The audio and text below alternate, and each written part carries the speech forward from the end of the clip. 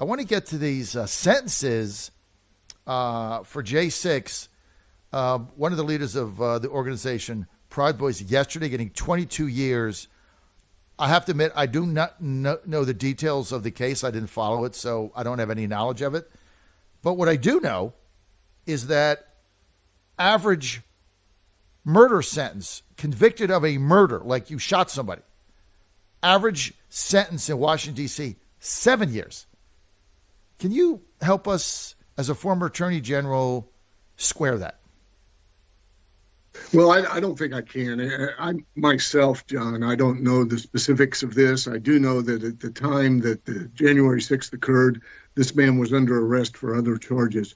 And the allegations are that he was involved in planning potential violence. And I don't know all the facts. I will say anybody involved in violence or planning violence probably ought to be prosecuted. Now, regarding January 6th, most of those, large numbers of those who were present, were not involved in violence or ever planning violence. And the Department of Justice launched the largest investigation in its history as it relates to January 6th. Now, think about this.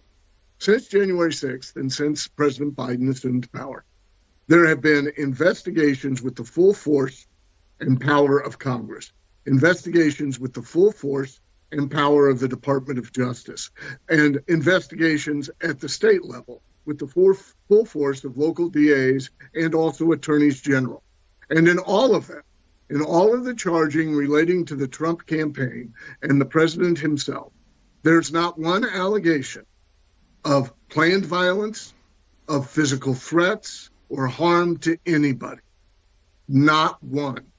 And so what they've done is they've used the legacy and willfully ignorant media to try to launch this image of violence onto the backs of those who are not involved in violence to try to thwart a political opponent. I was on a program, the telethon, with Newt Gingrich, former Speaker Newt Gingrich, yesterday. And he stated this is the most significant threat to American freedom since the Civil War. He's a historian. He's one who knows. And I believe he is correct. This is a direct assault upon individual liberty and speech, the right to petition your government and complain. I don't think you ran the election right. You need to go out there and double check this. And anybody who brings up those issues then is, first of all, marginalized by the media, which has no understanding whatsoever about what happened in 2020, and they don't care. They're not interested in it. They're interested in a narrative. They're marginalized by the media. They are threatened with cancellation by their culture. If they continue to push, they are threatened by the Department of Justice and warned. And if you do more, you could go to prison.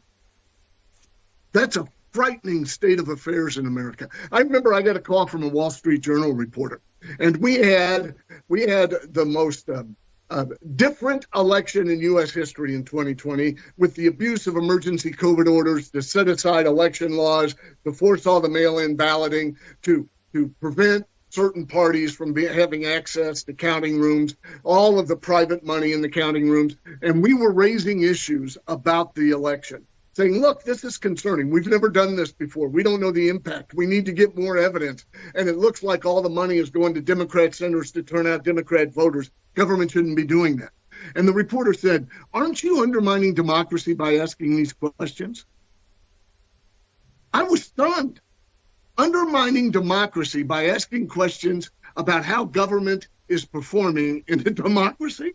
That's the most cherished political speech under our Constitution. That is what is protected the most, the ability to question your government.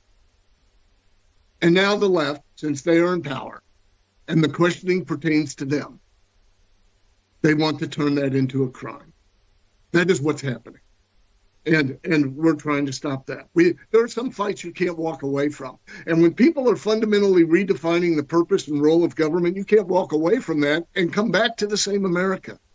And that's why we're trying to defend these electors. And we need help. And we would encourage everybody to help us help them.